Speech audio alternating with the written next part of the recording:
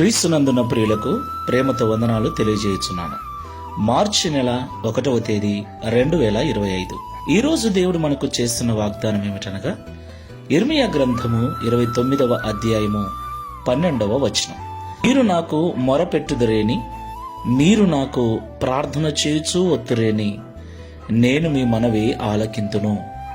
Amen.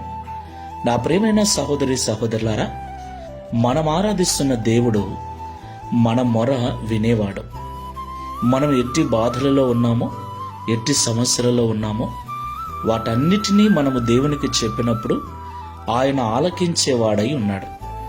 మనం ఆరాధించే దేవుడు మనకు సమస్తాన్ని అనుగ్రహించినవాడు. బైబిల్ ఇలాగున సెలవిస్తుంది, కన్నులిచ్చిన వాడు కానకుండునా, చెవులిచ్చిన దేవుడు వినకుండునా అని. దేవునికి మహిమ కలుగునుగాక. అవును ప్రియులారా, మనము ప్రార్థన చేసినప్పుడు, మనము మనవి చేసినప్పుడు దేవుడు ఖచ్చితంగా వింటాడు. అయితే మనము ప్రార్థన చేసినప్పుడు ఆ ప్రార్థనకు జవాబు త్వరగా రాకపోవటం చూసి దేవుడు వినలేదేమో అనుకుంటాం. నా ప్రియ సహోదరి సహోదరులారా, ఆయన ఖచ్చితంగా వింటాడు. మరి మన ప్రార్థనకు జవాబు ఎందుకు ఆలస్యం అవుతుంది? 1, దేవుడు మనం అడిగిన వాటికంటే, ఊహించిన వాటికంటే అధికముగా మన జీవితంలో చేయటానికి. 2, మనకు విధేయతను నేర్పించటానికి, మనకు సహనమును ఓపికను నేర్పించటానికి. నిరీక్షణ కలిగిన మనస్సు మనం కలిగి జీవించాలని దేవుడు ఆలస్యం చేస్తూ ఉంటాడు. ఆయన ఆలస్యం చేశాడని మనము ప్రార్థన మానవేయకూడదు సుమా. ఖచ్చితంగా ప్రతిదినం ప్రార్థిస్తూ ఉండాలి. ప్రార్థన మన జీవితంలో ఒక భాగమైపోవాలి, ఒక అలవాటుగా మారాలి. ప్రార్థన చేసుకోకపోతే మనస్సులో ఏదో వెలితైనట్లుగా ఉండాలి.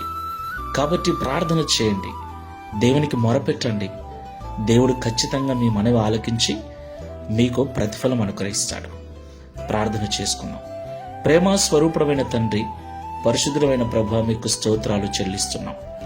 మీరు మొరపెడుతూ నా దగ్గరకు వచ్చినట్లయితే, మీరు నాకు ప్రార్థన చేస్తూ వచ్చినట్లయితే, నేను మీ మనవిని, మీ మొరను ఆలకించి మీకు సహాయం చేస్తానని మాతో మాట్లాడినందుకు స్తోత్రాలు.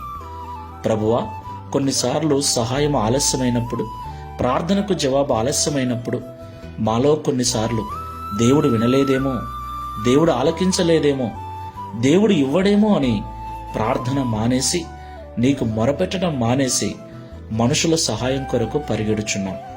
ప్రియ తండ్రి, మమ్మల్ని మన్నించండి. మీరు మా మేలు కొరకే ఆలస్యం చేస్తూ ఉన్నారని ఈరోజు మాతో మాట్లాడినందుకు స్తోత్రాలు. ఈ ప్రార్థనలో ఏకీవిస్తున్న మేమందరము కూడా ఇక ఎన్నటికీ ప్రార్థన ఆపకుండా, ప్రార్థనను మా జీవితంలో ఒక భాగముగా కలిగి, అలవాటుగా కలిగి, నీ సన్నిధిలో నిత్యము ప్రార్థిస్తూ మొరపెట్టే అనుభవం అనుగ్రహించమని, తద్వారా ఈ దిన వాగ్దానం మా అందరి జీవితంలో నెరవేర్చి గడిచిన మాసమంతయు కాపాడిన మీ కృపను ఈ మార్చి మాసమంతా కూడా తోడుగా ఉంచి నడిపించమని యేసు నామములో ప్రార్థిస్తున్నాము తండ్రి. Amen. Praise the Lord. God bless you.